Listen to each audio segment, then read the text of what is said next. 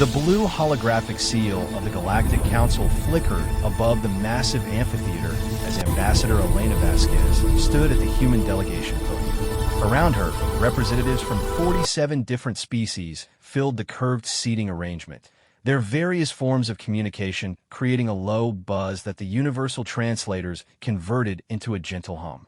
Elena had been Earth's primary ambassador for 12 years. She had negotiated trade deals with the crystal-based Kurillians, mediated territorial disputes between the gaseous Netherians and the silicon-based Corvani, and even helped establish the first interspecies medical exchange program. Today, however, she could feel the weight of something different in the chamber's recycled atmosphere. The Galactic Council had been humanity's gateway to the stars for nearly 3 decades. When the first alien contact had occurred in 2157, it had been the Council's exploration vessel that made peaceful contact with Earth's orbital station. The subsequent invitation to join the galactic community had been seen as humanity's greatest achievement. The motion before us today, announced Councillor Zektar, the tall, insectoid chairman whose species had founded the Council 2 millennia ago, concerns the continued membership of the species designation human from the planetary system Sol 3. Elena's heart rate quickened, though she maintained her diplomatic composure.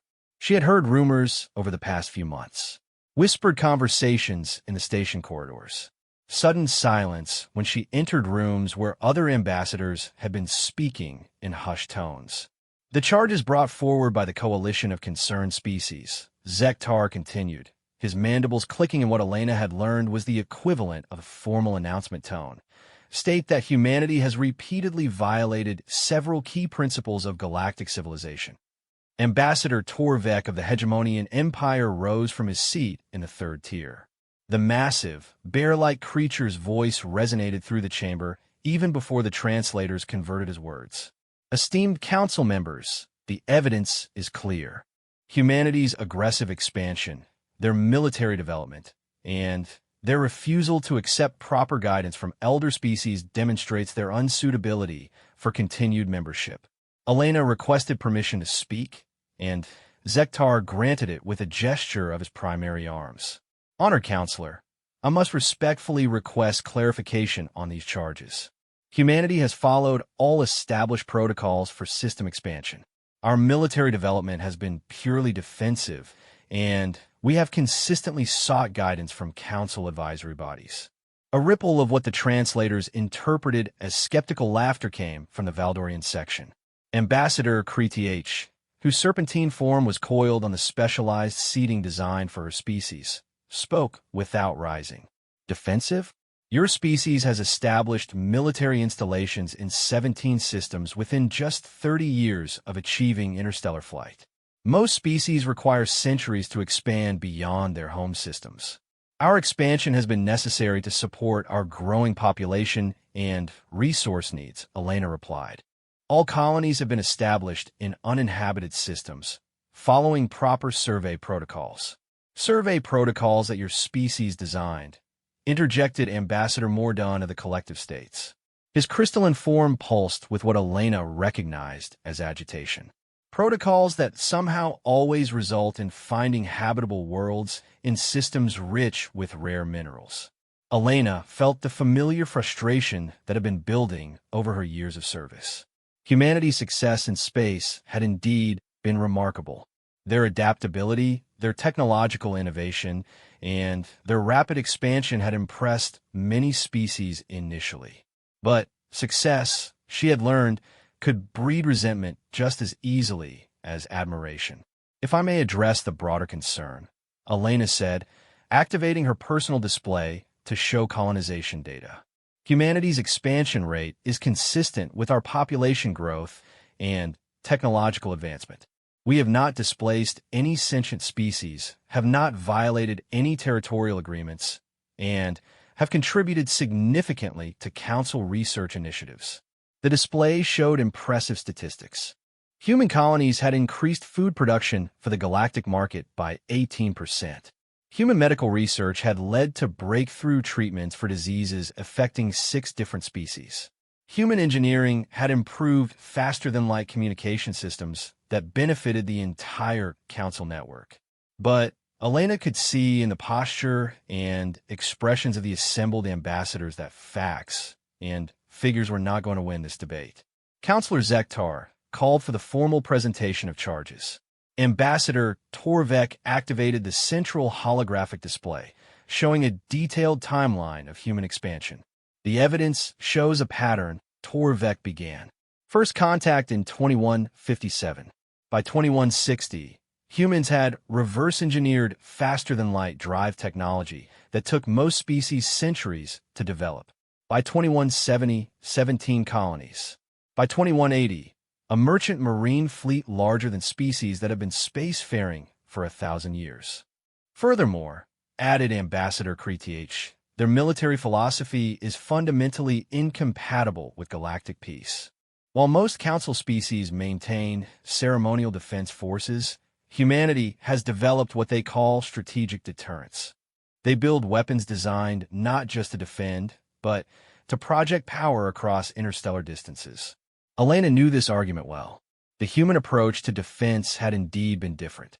Where most council species relied on the council's peacekeeping forces for protection, humanity had insisted on maintaining their own defensive capabilities. Earth's military advisors had studied the history of council conflicts and concluded that self-reliance was essential. The weapons you reference, Elena responded, have never been used aggressively. They exist purely as deterrents against potential threats. Surely the Council recognizes the right of any species to defend itself. Threats from whom? Ambassador Mordun's crystalline form flashed brighter. There have been no major conflicts in this galaxy for over 4 centuries. The Council maintains peace through cooperation and mutual understanding, not through the threat of violence. Elena felt the familiar frustration building. How could she explain to species that had lived in relative peace for centuries that humanity's history had taught different lessons? Earth had seen empires rise and fall, had experienced devastating wars, had learned through bitter experience that peace was something to be protected, not simply assumed. Honored members, Elena said, choosing her words carefully, humanity's approach to defense comes from our historical experience.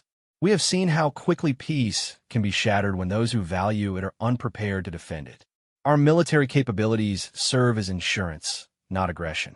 The chamber fell silent for a moment. Then, Ambassador Veltar of the Peaceful Collective spoke for the first time. His species rarely participated in council debates, preferring to observe and mediate. When they did speak, their words carried significant weight. The human concept of insurance through military strength, Veltar said in his species' characteristic soft tones, represents a fundamental philosophical difference from galactic civilization. We have evolved beyond the need for such measures. Have you? Elena asked, immediately regretting the challenging tone, but unable to take it back. Or have you simply been fortunate enough not to face circumstances that test that evolution? The question hung in the air like a challenge. Elena could see that her words had struck deeper than intended. Several ambassadors shifted uncomfortably in their seats. Counselor Zektar called for order. Ambassador Vasquez, please limit your responses to addressing the specific charges. But Elena could see that the damage was done. Her question had revealed the core of the issue. Humanity's rapid advancement, their military preparedness, their expansion, all of it represented a reminder of possibilities that the other species preferred not to consider. The debate continued for another hour. Charge after charge was presented. Unauthorized research into military applications of council technology, establishment of colonies without sufficient consultation with neighboring species, development of artificial intelligence systems that exceeded recommended parameters.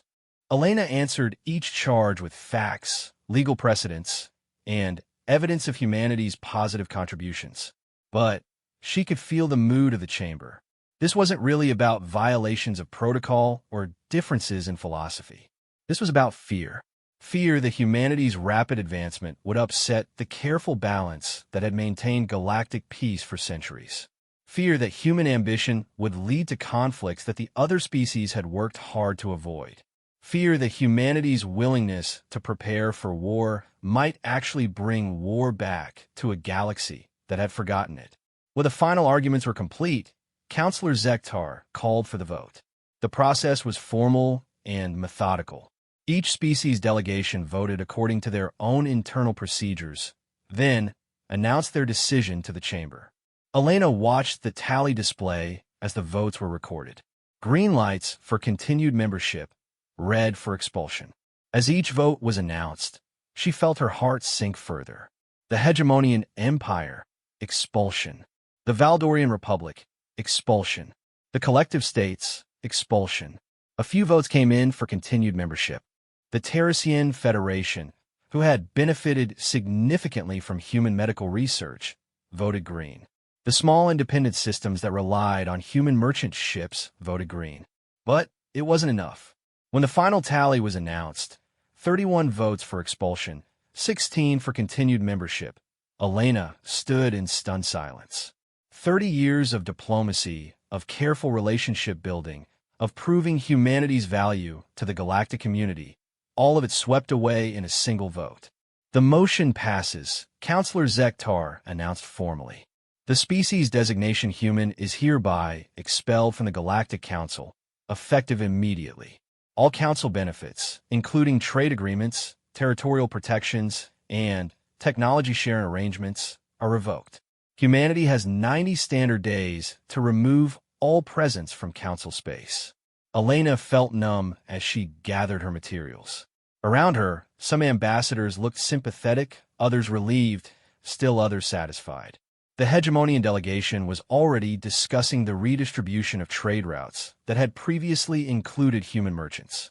As she prepared to leave the chamber for the final time, Elena's communication device chimed with an encrypted message from Earth. The sender was Admiral Sarah Chun, head of Earth's Strategic Command. Elena, the message read, "We've been monitoring the council session. I know this is difficult, but want you to know we've been preparing for this possibility for years. Come home. It's time to show them what humanity can really do when we're not trying to play by their rules." Elena looked around the chamber one more time. The assembled representatives of galactic civilization were already moving on to their next agenda item, as if humanity had never existed.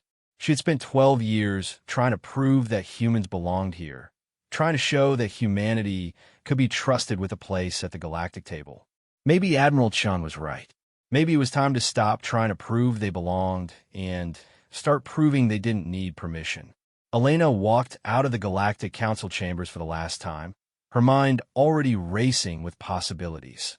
Humanity had been patient, diplomatic, restrained. They had tried to earn their place through cooperation and contribution. But if the galaxy wanted to expel them based on fear rather than facts, perhaps it was time to give them something real to fear. The transport back to Earth would take 3 days. Elena spent those days composing her final report as Earth's ambassador to the Galactic Council. But more importantly, she spent them thinking about Admiral Chin's message and what it might mean. Humanity had always been at its best when facing a challenge. Being expelled from the Council wasn't the end of their story in the galaxy. It was just the end of the chapter where they tried to fit in. Elena found herself looking forward to seeing what the next chapter would bring. Admiral Sarah Chun stood before the holographic display in the Strategic Command Center deep beneath the Rocky Mountains. The massive screen showed a real-time map of known space, with human colonies marked in blue, council space in various colors representing different member species, and vast areas of unexplored territory marked in black. 31 to 16, she said to the assembled officers around the conference table. They didn't just vote us out. They made it clear they see us as a threat. Elena Vasquez had returned to Earth the previous week.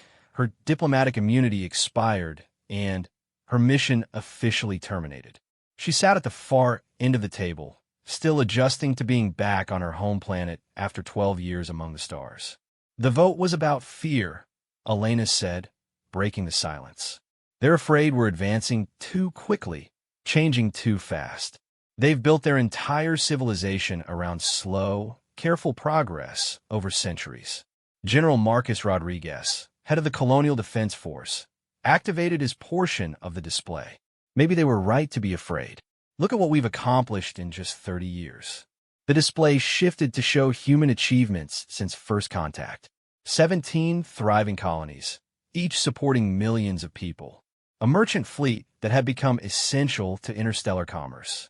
Research stations that had made breakthroughs in medicine, engineering, and physics that other species had struggled with for centuries. The question now, Admiral Chen continued, is what we do next. We have 90 days to withdraw from all Council space.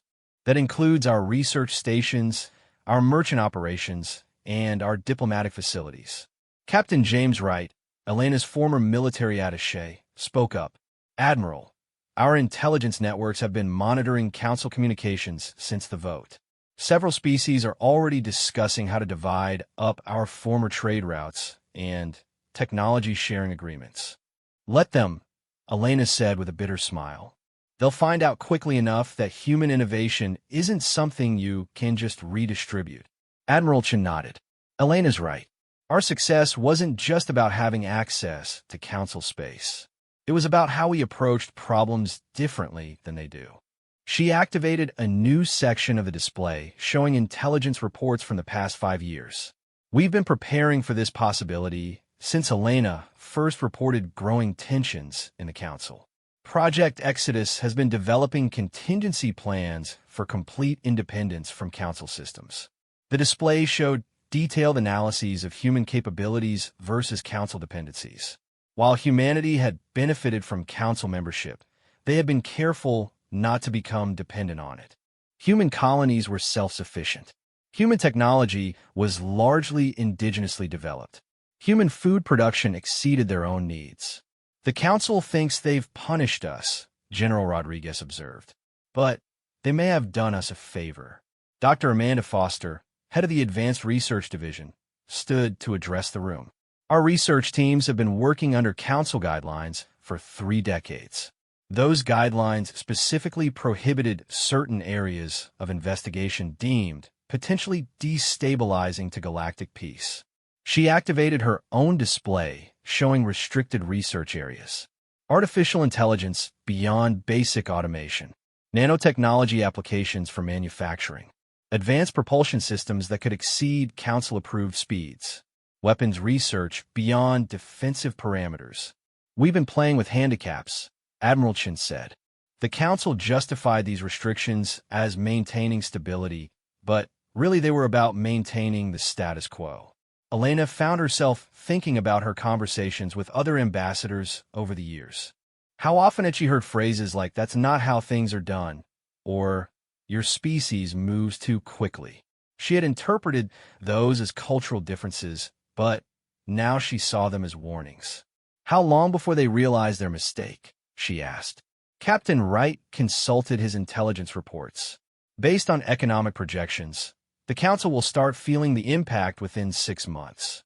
Human merchant ships handle approximately 30% of inter-system cargo transport. Human medical research supports ongoing treatment for 6 different species. Human agricultural exports feed nearly 50 million non-human colonists. And our military withdrawal? Admiral Chen inquired.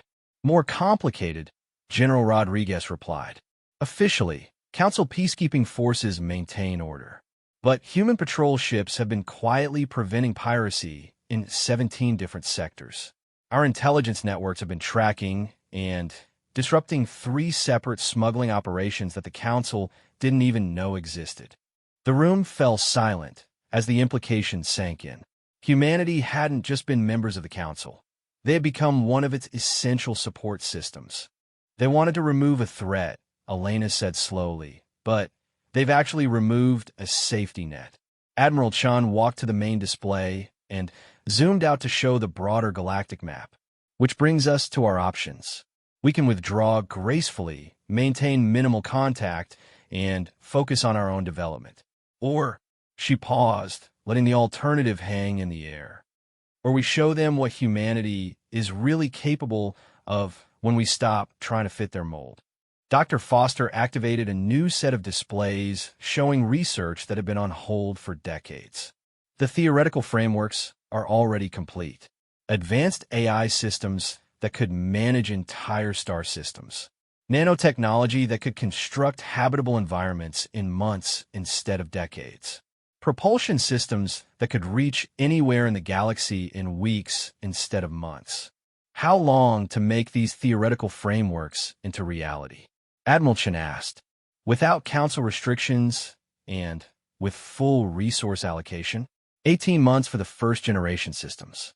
5 years for full deployment across all human space. Elena stood and walked to the display.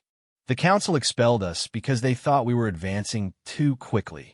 What happens when we start advancing at our actual pace instead of the pace they were comfortable with? Captain Wright pulled up his intelligence files again. There's something else, Admiral. Our monitoring of council communications suggests this wasn't a unanimous decision among the leadership. Several species voted for expulsion under pressure from the larger powers.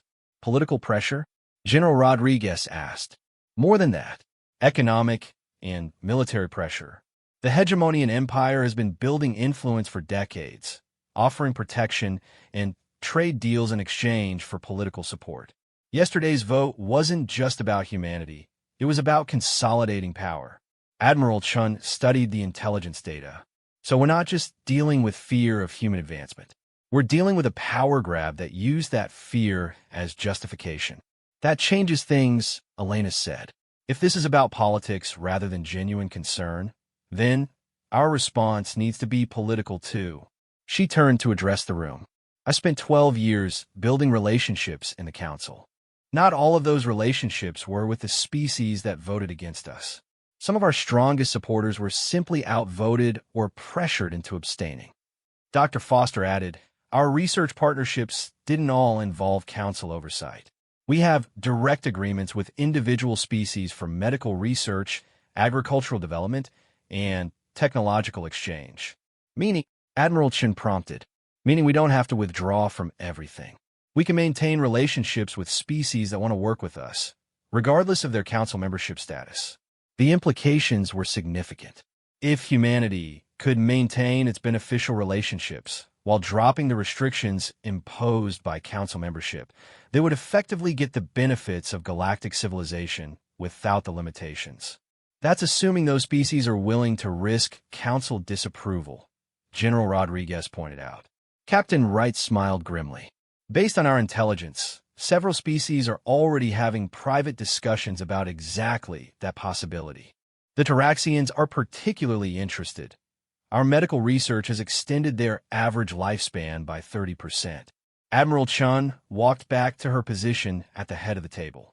So we have options. We can withdraw completely and focus on independent development. We can maintain selective relationships outside council oversight. Or we can pursue a more assertive approach. What kind of assertive approach? Elena asked, though her tone suggested she already suspected. The kind where we stop asking permission and start taking initiative. We continue our expansion, our research, our development, but without council restrictions. We help species that want our help, regardless of their political status. We protect shipping lanes because it's the right thing to do, not because we have treaty obligations. That sounds like building our own power base, Elena observed. Exactly.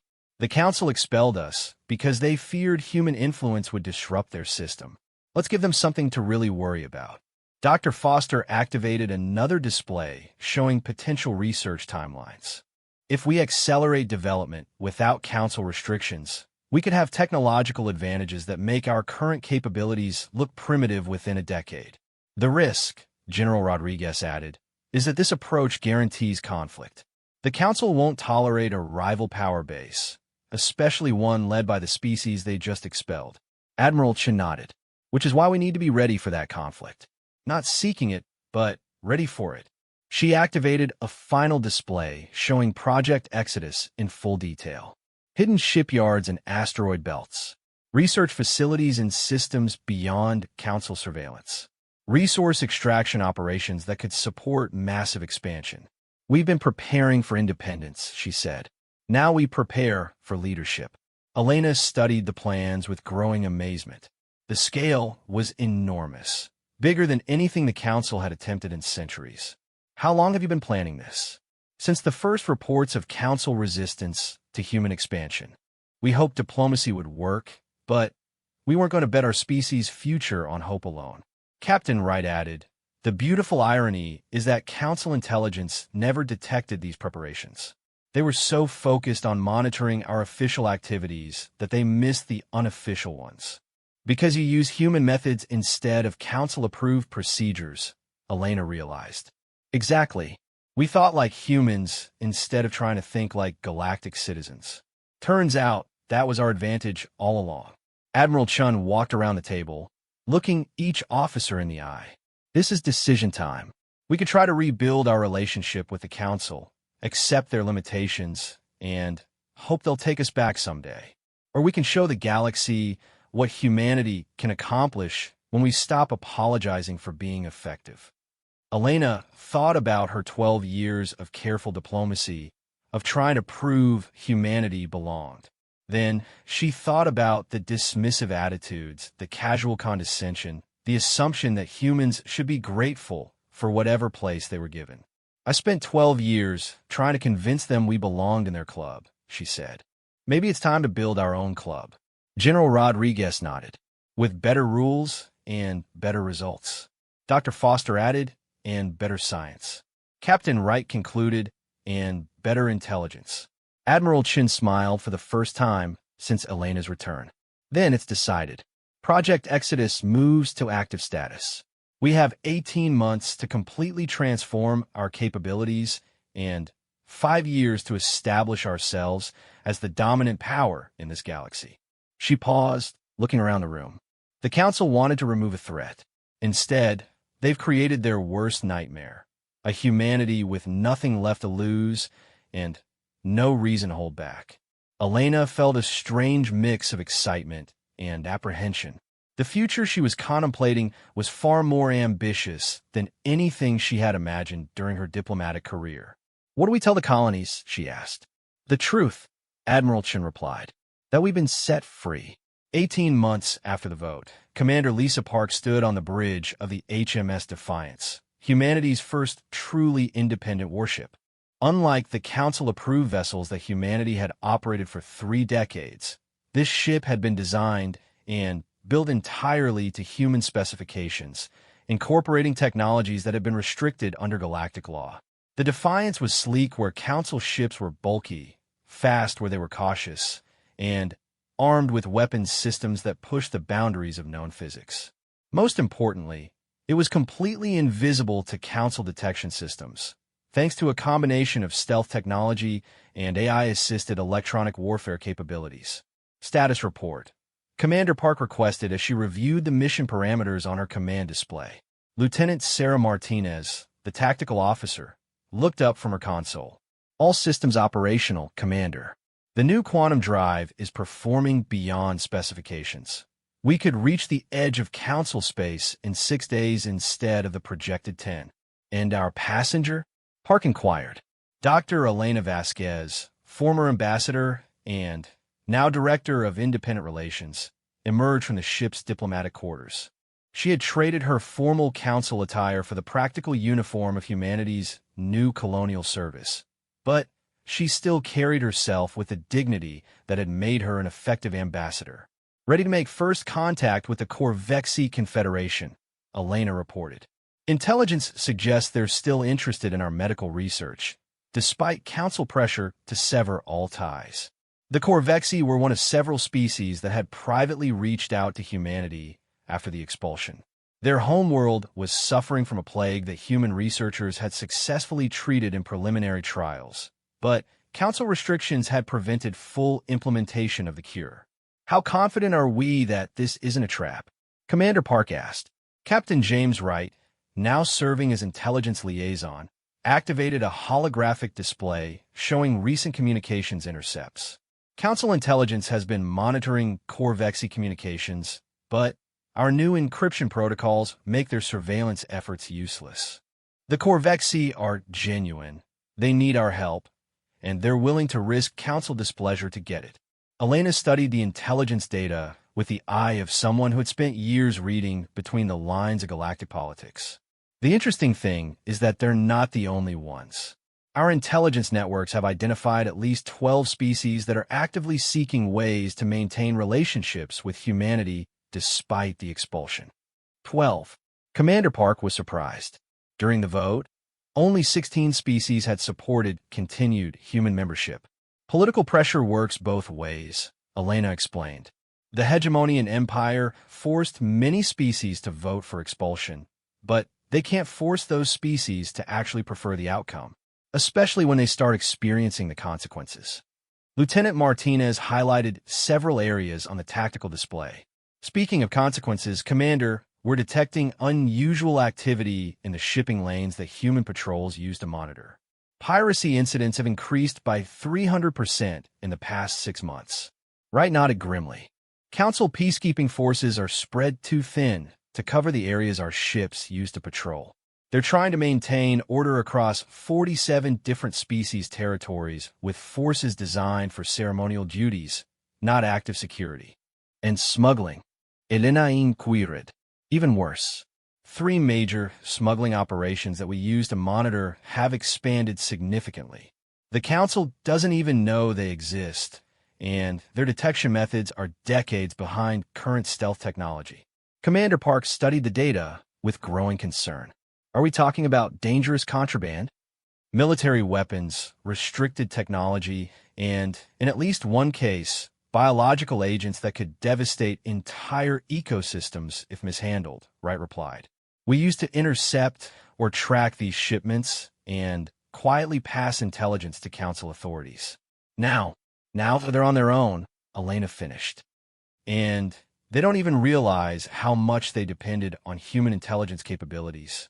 The Defiance continued through hyperspace toward the Corvexy system, but Commander Park's mind was already working on broader implications. What's our authorization for dealing with these threats?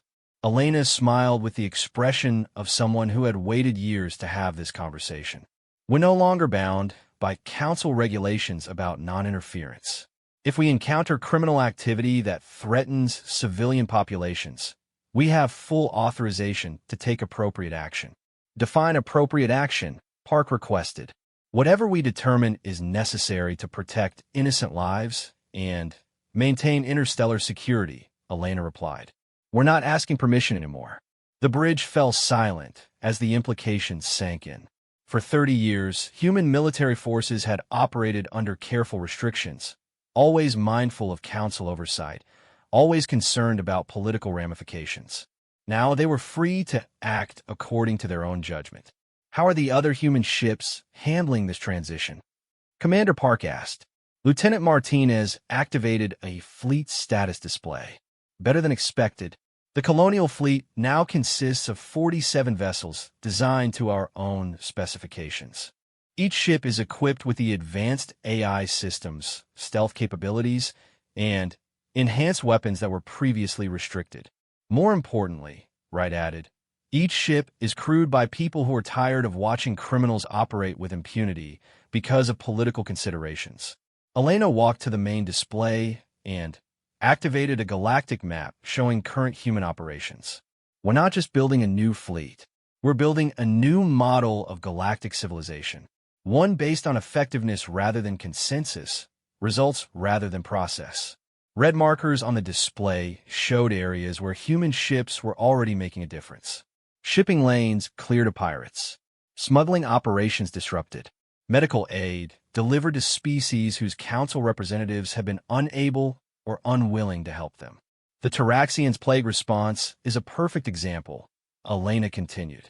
Under Council procedures, medical aid required approval from 14 different committees, compliance with 18 different regulations, and coordination with 7 different species bureaucracies. By the time all approvals were granted, 3 million Taraxians died. How long did it take human medical teams? Commander Park asked. 48 hours from arrival to begin treatment implementation. No committees, no bureaucratic delays, no political considerations, just competent people doing what needed to be done. Wright activated intelligence reports from the Terracian system. The results speak for themselves. The plague is now contained, mortality rates have dropped by 90%, and Terracian authorities have formally requested ongoing medical partnership with humanity. In direct violation of Council instructions to their government, Elena added with satisfaction. The Defiance dropped out of hyperspace at the edge of the Corvexy system, and Commander Park immediately noted how different this felt from Council-approved operations. Instead of announcing their arrival and requesting permission to approach, they simply proceeded toward the Corvexy homeworld while their stealth systems concealed their presence. Corvexy Traffic Control is hailing us, Lieutenant Martinez reported. They're using the private communication protocols we established. Elena took the communication. Corvexy Command, this is Director Vasquez aboard the human vessel Defiance. We're here to discuss the medical assistance you requested. The response came from Administrator Kethvar, whose voice Elena remembered from their previous diplomatic meetings. Director Vasquez, welcome to our system. We are grateful for your willingness to help despite the current political situation. Politics don't cure diseases, Administrator. Science does. We're here to provide science. Commander Park noted the directness of the exchange. No elaborate protocols, no ceremonial greetings, no careful diplomatic language. Just straightforward communication between people trying to solve a problem. As the Defiance approached Corvexy Prime, the planet's condition became visible on the main display. What should have been a thriving world with billions of inhabitants showed clear signs of plague devastation. Cities with darkened sectors, agricultural areas left untended, orbital stations operating at minimal capacity. The Council Medical Committee has been studying this plague for 8 months, Elena explained to Commander Park. Their latest report recommended additional study to determine whether human treatment methods would be culturally appropriate for Corvexy physiology. While people die, Park observed. While people die, Elena confirmed. We can end this plague in 6 weeks. The treatment protocols are already proven. We just need to implement them. Dr. Amanda Foster appeared on the bridge communication screen from her research vessel in the fleet. Corvexy physiology is actually remarkably compatible with human medical approaches. The plague responds to the same treatments we developed for the Terracian outbreak, with minor modifications. Elena opened a channel to Administrator Kethvar. Administrator, our medical team is ready to begin treatment immediately. We can have anti-plague compounds in production within 12 hours and distribution beginning within 24 hours. The Council has instructed us that accepting unauthorized medical treatment could result in trade sanctions and loss of territorial protections. Administrator Kethvar replied, though his tone suggested he was merely stating the warning, not agreeing with it. Elena exchanged glances with Commander Park. This was the test. Would the Corvexy choose Council approval or actual results? Administrator, Elena said carefully, the Council's medical committee has been studying your plague for 8 months without results. Our medical teams ended a similar plague among the Taraxians in 6 weeks. Your people are dying while politicians debate. The communication channel was silent for long moments. Finally, Administrator Kethvar spoke. Director Vasquez, Corvexy Command formally requests immediate medical assistance from human experts. We accept full responsibility for this decision. Elena smiled. Medical teams will begin deployment within 2 hours. Commander Park, please coordinate with Corvexy authorities for optimal treatment distribution. As the Defiance moved into orbit and began deploying medical equipment, Commander Park reflected on how different this operation felt from Council missions. No committee approvals, no political oversight, no bureaucratic delays. Just competent people identifying a problem and solving it. Director, we're receiving communications from 6 other human vessels, Lieutenant Martinez reported. Similar requests for assistance are coming from species throughout this sector. Elena activated the fleet communication network. All vessels, this is Director Vasquez. You are authorized to provide assistance as requested, using your best judgment for implementation. Political considerations are secondary to humanitarian needs. Wright pulled up intelligence reports from across human-operated space. This is becoming a pattern, Director. Species throughout the galaxy are discovering that human assistance is faster, more effective, and more reliable than Council bureaucracy. Because we focus on solutions instead of process, Elena replied. We do what works instead of what looks politically acceptable. Commander Park studied the expanding pattern of human assistance operations. Director, this is bigger than just helping species that request aid. We're demonstrating an alternative to council governance. Exactly. We're showing the galaxy what effective leadership looks like. Not consensus-based committee decisions, but competent people taking responsibility for results. The medical deployment to Corvexy Prime proceeded with military efficiency. Human medical teams established treatment centers in major population areas. Plague-fighting compounds were produced in orbital facilities and distributed through existing Corvexy infrastructure. Progress reports came in hourly showing infection rates declining and mortality rates dropping. Within a week, the Corvexy plague was contained. Within 2 weeks, it was effectively eliminated. The speed and effectiveness of human intervention made council medical committees look incompetent by comparison. Administrator Kethvar is requesting a formal partnership agreement, Lieutenant Martinez reported. He wants to establish permanent human medical research facilities in the Corvexy system. Elena considered the implications.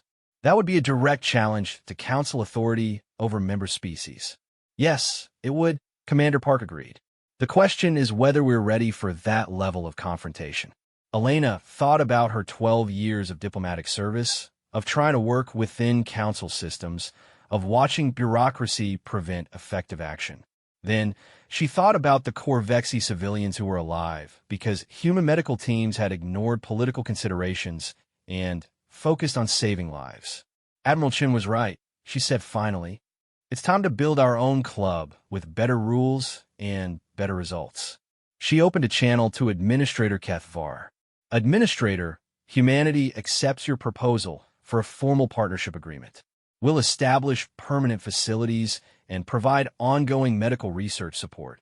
Wright smiled as he monitored council communication intercepts.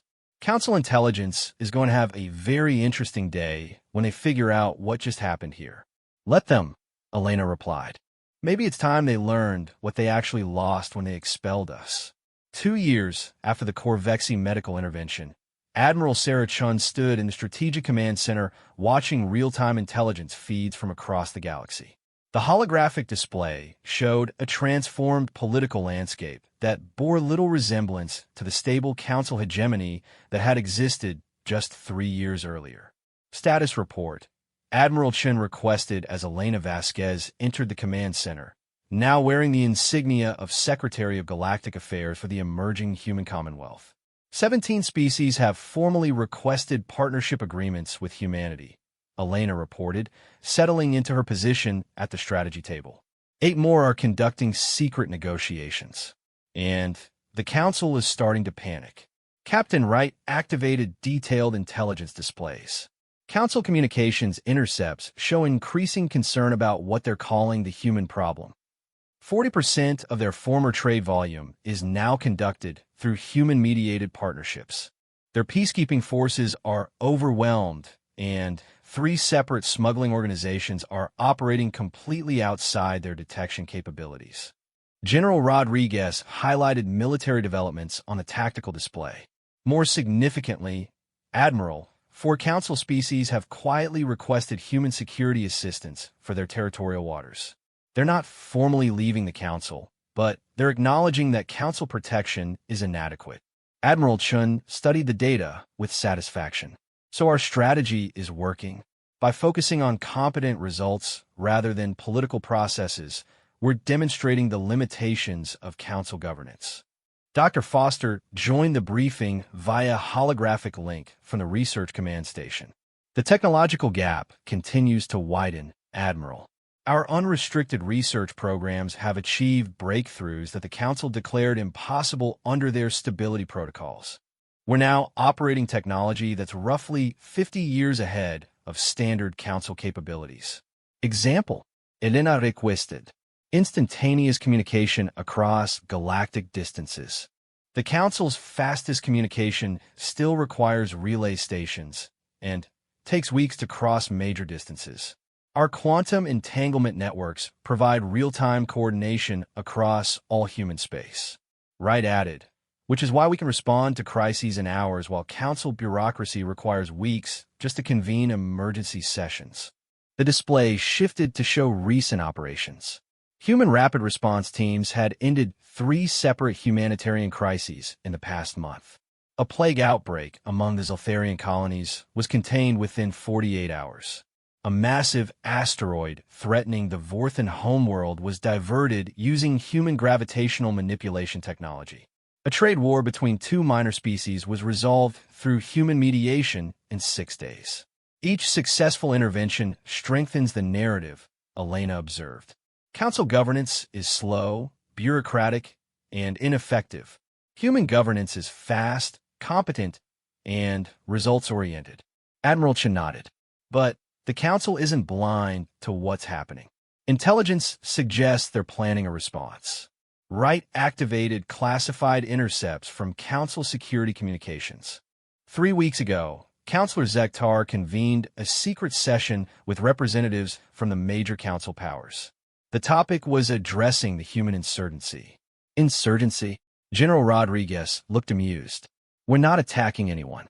We're just succeeding where they're failing. From their perspective, that's exactly the problem, Elena replied.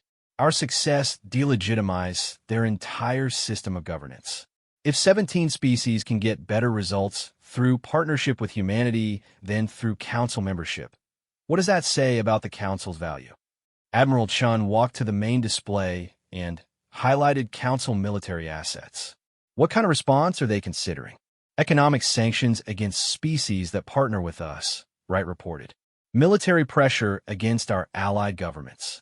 And in the most extreme scenario, direct action against human facilities. Direct action meaning? General Rodriguez inquired, though his tone suggested he already knew. Military strikes against human installations, claiming they represent unauthorized territorial expansion or threats to galactic stability. The room fell silent. For 3 years, humanity's post-Council strategy had operated under the assumption that their former colleagues would eventually recognize the benefits of cooperation. The possibility of military confrontation had always existed, but it had seemed unlikely given the Council's historical preference for diplomatic solutions. Elena studied the intelligence data with the analytical skills she had developed during her diplomatic career. This isn't really about us being a threat. It's about us being an alternative. As long as we exist outside their system and demonstrate superior results, we undermine their authority. So they need to eliminate us to preserve their legitimacy, Admiral Chun concluded. Dr. Foster appeared concerned on the holographic display. Admiral, if they're considering military action, you should know that our defensive capabilities are far beyond what they realize. Our weapons technology has advanced significantly beyond Council parameters. How significantly? Admiral Chen asked.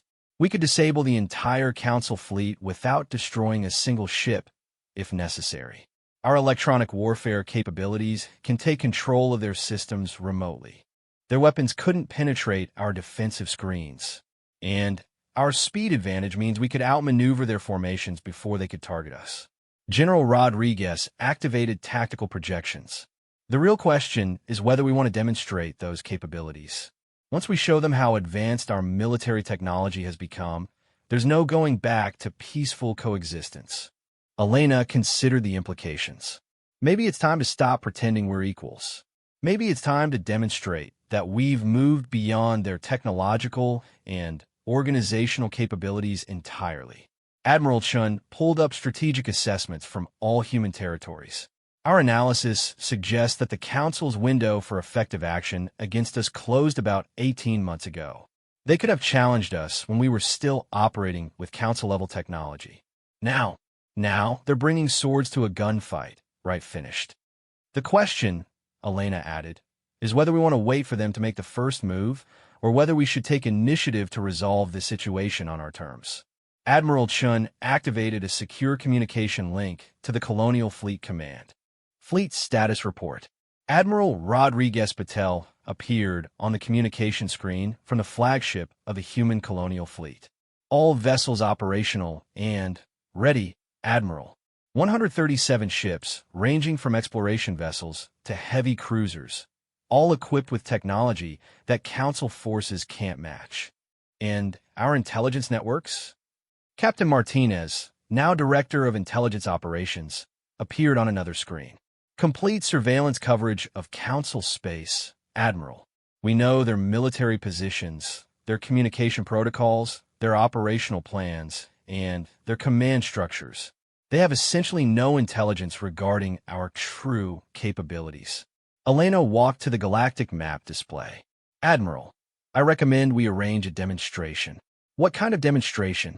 The kind that makes it clear what the consequences would be if they choose military confrontation over diplomatic resolution. Admiral Chen studied Elena's expression. You're suggesting we reveal our full capabilities?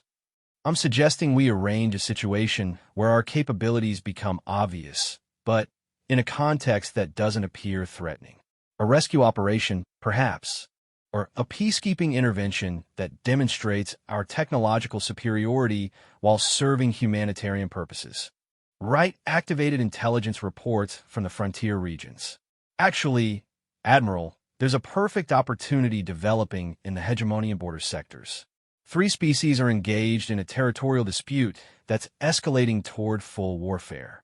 Council peacekeeping forces are en route, but they won't arrive for another 2 weeks. And Admiral Chen prompted. Human rapid response forces could resolve the situation in 3 days. We'd be preventing a war, saving civilian lives, and demonstrating superior capabilities simultaneously. Elena smiled.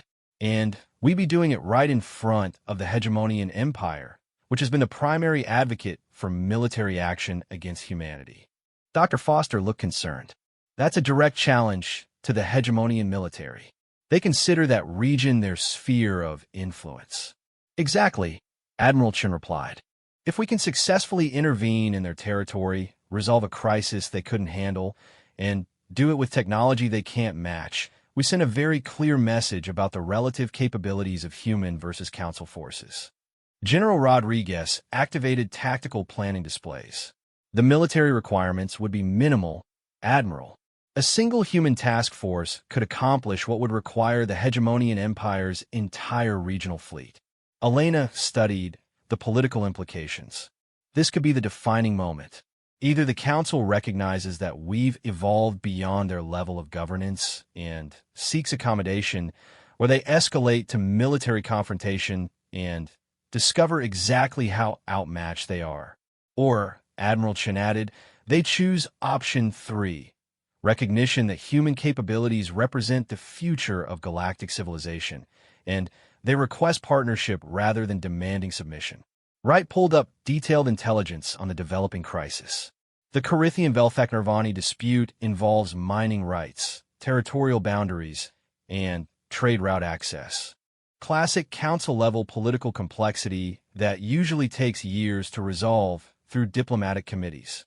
How long for us to resolve it? Admiral Chen asked. Enforce a ceasefire, establish temporary boundaries, implement resource-sharing agreements, and deploy monitoring systems to prevent future conflicts? Elena calculated. 72 hours, assuming cooperation from all parties. And if they don't cooperate? General Rodriguez smiled grimly. Then, we demonstrate why cooperation is preferable to the alternatives. Admiral Chun made her decision. Deploy Task Force 7 to the disputed region. Full technological capabilities authorized. Rules of engagement. Prevent civilian casualties. In the conflict, establish lasting resolution. Political considerations are secondary to effective results. Elena activated diplomatic communication networks. I'll notify the governments involved that human peacekeeping forces are responding to prevent escalation. No permission requested, just notification of our intentions. And the Council? Wright inquired. We'll notify them after the situation is resolved, Admiral Chen replied. They can observe our methods and draw their own conclusions about relative effectiveness. Dr. Foster highlighted the technological assets being deployed. Task Force 7 includes ships with gravitational manipulation capabilities, electronic warfare systems that can disable entire fleets, and medical facilities that can treat casualties faster than they can be generated. The local species have never seen anything like this level of intervention capability. Neither has the Council, Elena added. When they analyze what we accomplish in 3 days versus what their diplomatic committees would require 3 years to achieve, the political implications will be unavoidable. Admiral Chen studied the tactical deployment as it developed on the main display. Human ships moving with unprecedented speed toward a crisis zone, carrying technology that could revolutionize the understanding of what was possible in interstellar governance. This isn't just about resolving one territorial dispute, she reflected. This is about demonstrating that humanity has fundamentally transcended the limitations that define Council civilization. Elena nodded. We're not just showing them that we're better at following their rules. We're showing them that their rules are obsolete. Wright monitored Council communications as news of a human intervention began to reach their intelligence networks. Initial Council response suggests confusion rather than alarm, Admiral. They don't understand what they're seeing. They will, General Rodriguez said with confidence. In 72 hours, every species in the galaxy will understand that humanity represents a new category of interstellar power. Admiral Chun activated fleet-wide communications. All commands, this is Admiral Chun. Operation Galactic Demonstration is now active. Show them what humanity can accomplish when we stop asking permission and start taking responsibility. Elena felt a mixture of anticipation and finality as she watched human forces deploy toward their objective. 3 years ago, she had been trying to convince the Council that humanity deserved a place in their system. Now, she was helping to demonstrate that humanity had evolved beyond needing anyone's permission. After this, she said quietly, "There's no going back to the old relationship." "There never was," Admiral Chen replied. "We just took 3 years to stop pretending otherwise." 6 months after Operation Galactic Demonstration, Councillor Zektar stood before the rebuilt Council chambers, addressing an assembly that looked nothing like the confident galactic government that had expelled humanity 3 years earlier. The ornate seating arrangement remained the same, but nearly half the positions were empty. Representatives from 23 species had withdrawn from active Council participation, choosing instead to pursue independent relationships with the human Commonwealth. Ambassador Torvek of the Hegemonian Empire, who had led the original expulsion vote, now sat in diminished circumstances. His species' territorial influence had been reduced by 40% as former client species sought human protection instead of hegemonian oversight. The massive, bear-like creature's voice held none of its former authority. "Esteemed colleagues," Councillor Zektar began, his mandibles clicking with what Elena would have recognized as barely controlled frustration, "we must address the current crisis in galactic governance. The human intervention in the Carithian-Velthak-Nirvani dispute has fundamentally altered the political landscape." The holographic display activated, showing the results of human peacekeeping efforts. What should have been a decades-long territorial conflict had been resolved in 68 hours. More disturbing from the Council's perspective was the method of resolution. Human forces disabled our peacekeeping fleet without firing a single shot, reported Admiral Kethmore, the Council's military commander. They used some form of electronic interference that took control of our navigation and weapons systems. Our ships became passengers in their own vessels. Ambassador Krith of the Valdorian Republic coiled her serpentine form more tightly on her specialized seating. Worse than the military implications is the political result. All 3 species involved in the dispute have since requested permanent human security partnerships. They observed the difference between Council capabilities and human capabilities and made their choice accordingly.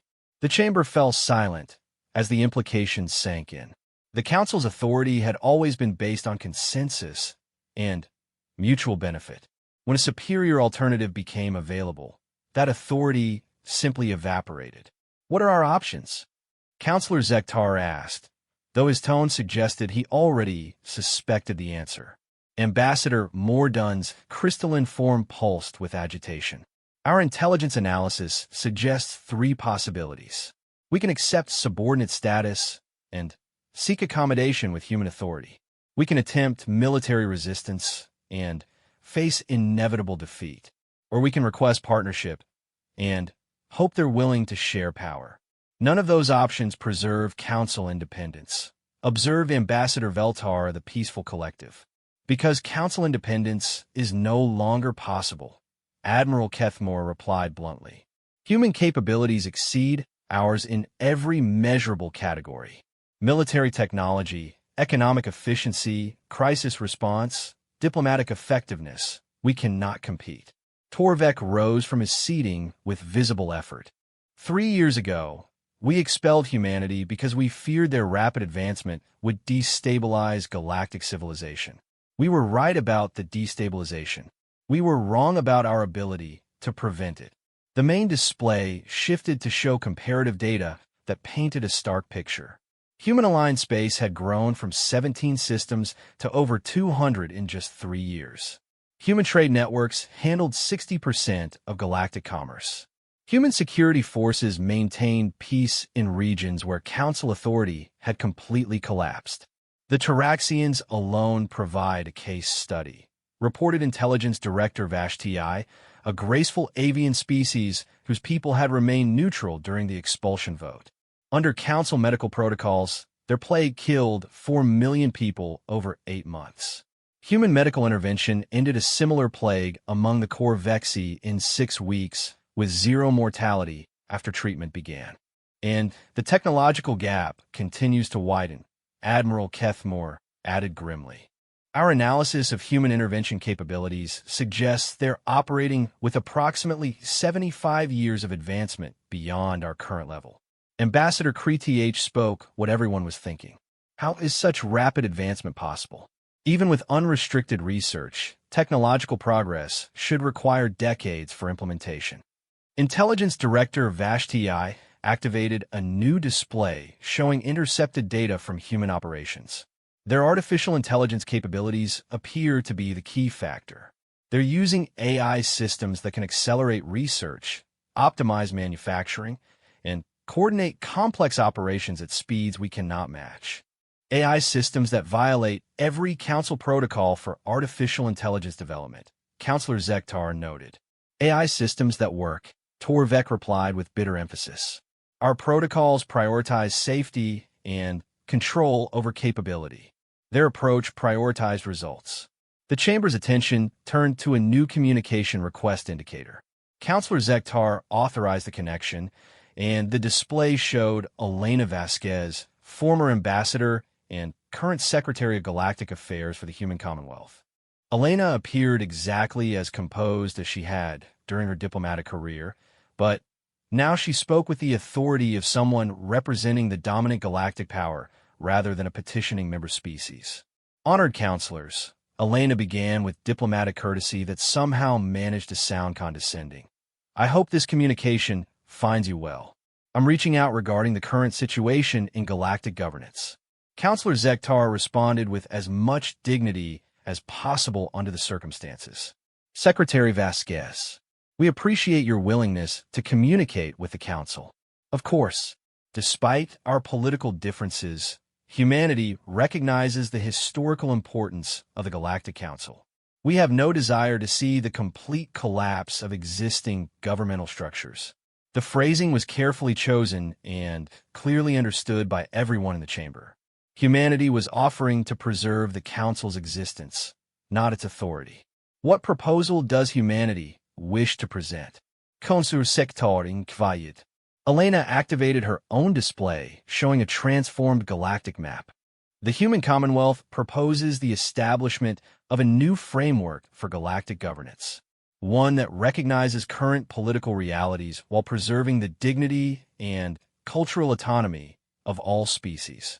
The map showed a galaxy divided into different zones. Human-controlled space, which now included most of the strategically important systems.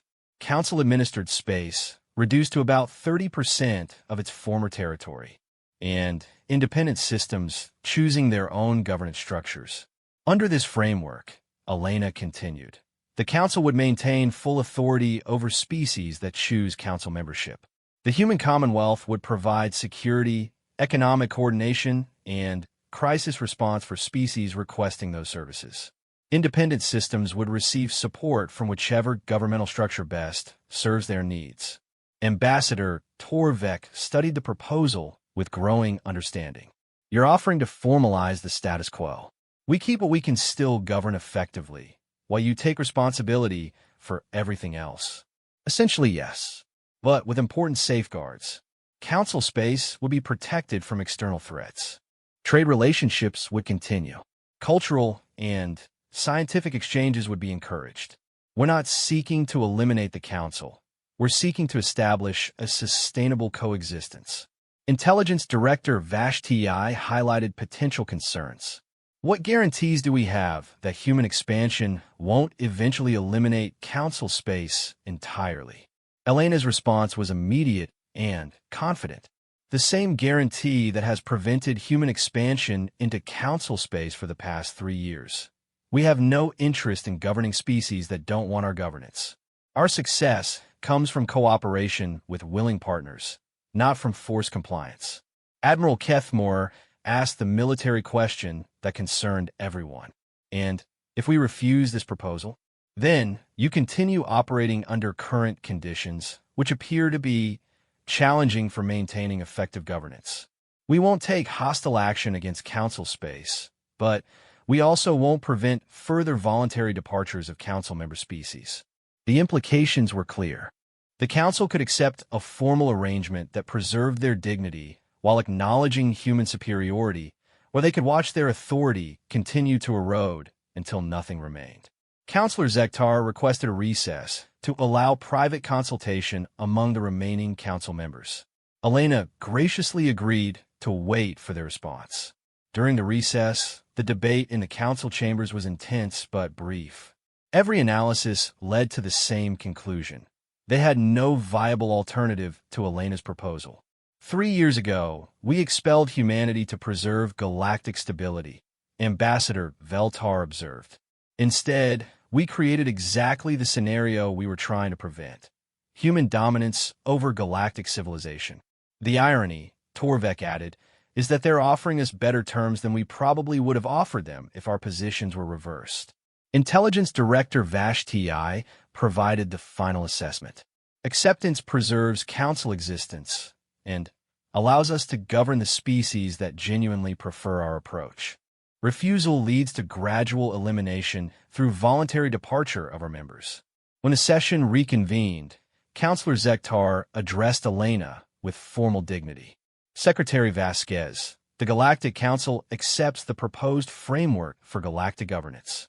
We request detailed negotiations regarding implementation procedures. Elena smiled with what appeared to be genuine warmth. Excellent. I believe this arrangement will serve the interests of all species throughout the galaxy. Humanity looks forward to a long and productive relationship with the Galactic Council. After the communication ended, the Council chamber sat in reflective silence. They had just formally acknowledged what everyone had understood for months, that humanity had evolved beyond needing anyone's permission to govern galactic affairs. Historical perspective, Ambassador Kreth said eventually, suggests that this transition could have been far more destructive. Many species that achieved galactic dominance chose conquest over cooperation. Humanity offers partnership to those who want it and independence to those who don't, Councillor Zektar agreed. Given our circumstances, that represents a remarkably generous approach. Intelligence Director Vashti activated a long-term projection display. Analysis suggests that this arrangement could last for centuries if both sides honor the agreement. Council space provides cultural and philosophical diversity, while human space provides technological advancement and effective governance. And in the long term, Admiral Ketmur inquired. In the long term, current trends suggest humanity will continue advancing while Council space remains stable. Whether that leads to gradual convergence or permanent separation depends on choices that haven't been made yet. Torvek stood to address the chamber one final time. 3 years ago, I argued that humanity represented a threat to galactic civilization. I was right about the threat. What I failed to understand was that our civilization needed threatening. We had become stagnant, bureaucratic, and ineffective. Humanity forced us to confront those limitations. He paused, looking around the diminished but still dignified chamber. Perhaps this arrangement represents not the end of the Galactic Council, but the beginning of its evolution into something more honest about its capabilities and limitations. Councilor Sector noted tuktfully. History will judge whether we made the right choice. But, given the alternatives, it appears to have been the only choice that preserved any meaningful future for council governance. As the session concluded, each representative began preparing reports for their home governments. The galaxy had been transformed, and the old order had officially acknowledged the new reality. 3 years after expelling humanity from the Galactic Council, the Council had just agreed to exist as a junior partner in a galaxy dominated by the species they had tried to remove.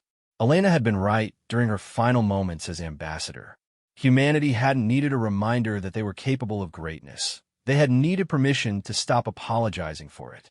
The Council had provided that permission by expelling them. Now they were learning to live with the consequences of setting humanity free to show what they could really accomplish. In her private quarters aboard the Commonwealth flagship, Elena reflected on the journey from expelled ambassador to architect of galactic governance. The Council had made their choice based on fear rather than facts, politics rather than principles. Humanity had responded by proving that sometimes the best way to belong somewhere is to make that place need to belong to you. The galaxy was a better place for the lesson, even if the teachers hadn't intended to provide it.